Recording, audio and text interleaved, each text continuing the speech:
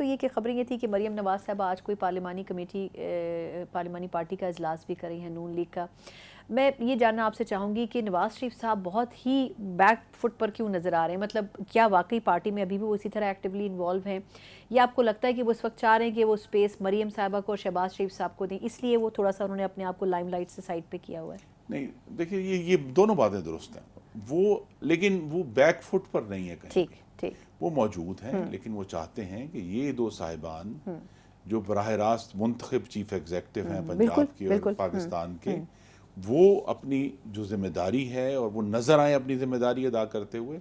لیکن یہ میں آپ کو وثوق سے کہہ سکتا ہوں کہ تمام بڑے فیصلے بشمول یہ پارلیمانی جو مشن جو پرائم منسٹر کا سفارتی ڈیلیگیشن بنایا گیا ہے، وہ ہر ایشو کے اوپر وزیر اعظم شہباز شریف جو ہیں وہ محمد نواز شریف سے رہنمائی لیتے ہیں اور ان کی مشاورت سے آگے بڑھتے ہیں. زبردست. اچھا، اب یہ صرف بتائیں پھر کہ اب یہ جو حکومت نے مذاکرات کی دوبارہ ایک انیشیٹ کیا ہے پاکستان تحریک انصاف کے ساتھ، اس سے پہلے بھی وزیر اعظم صاحب ایک سے زائد مرتبہ کہہ چکے ہیں، اس میں آبویسلی اگر آپ کہہ رہے ہیں میاں صاحب کی بھی کنسنٹ شامل ہوگی، کتنا کشن موجود ہے پی ٹی آئی کو ایڈجسٹ کرنے کے لیے؟ کیونکہ دیکھیے سسٹم کو تو چلانا ہے، اپوزیشن تو ہر صورت میں ہوتی ہے حکومت کے سامنے، لیکن ان کی طرف سے بار بار یہ کہا جا رہا ہے پی ٹی آئی کے بارے میں کہ رویہ سنجیدہ نہیں ہے پی ٹی آئی کا.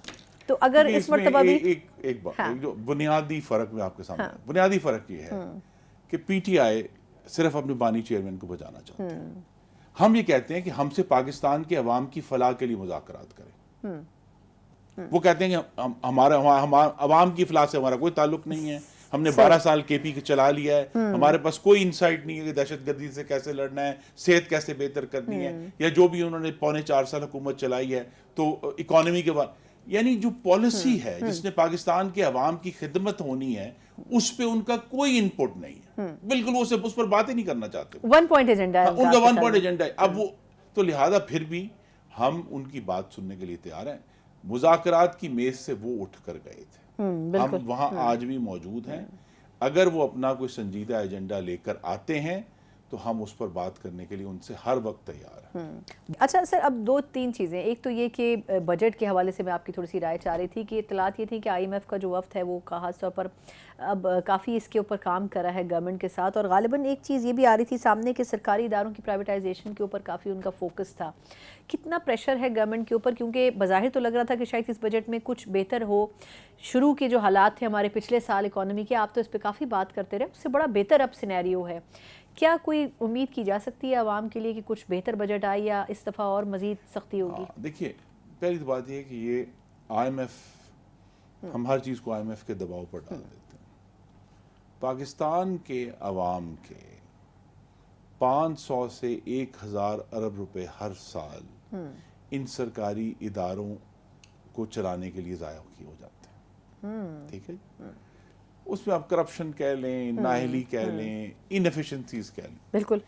تو یہ پاکستان کے عوام کے حق میں ہے بات کہ ہم ان اداروں کو پرائیویٹائز بھی کریں. پرائیویٹائز کرنے کا مقصد صرف جان چھڑانا نہیں ہے، کیونکہ یہ ادارے پاکستان کے عوام کو سرو بھی کرتے ہیں، ان کے لیے سروسز پرووائڈ کرتے ہیں، جیسے بجلی کے جو تقسیم کار کمپنیاں ہیں.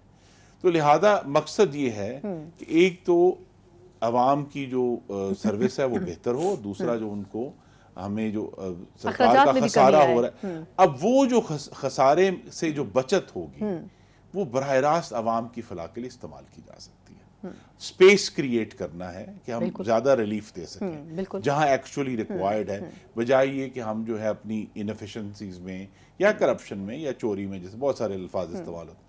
لیکن یہ حقیقت یہ ہے، اور یہ بھی ایک بلاک کا چیلنج ہے پرائم منسٹر کے لیے، ان کی ٹیم کے لیے، کہ وہ بجٹ کے وقت ایکسپلین کریں کہ یہ آئی ایم ایف کا دباؤ نہیں ہے، یہ پاکستان کو اس کی ضرورت ہے.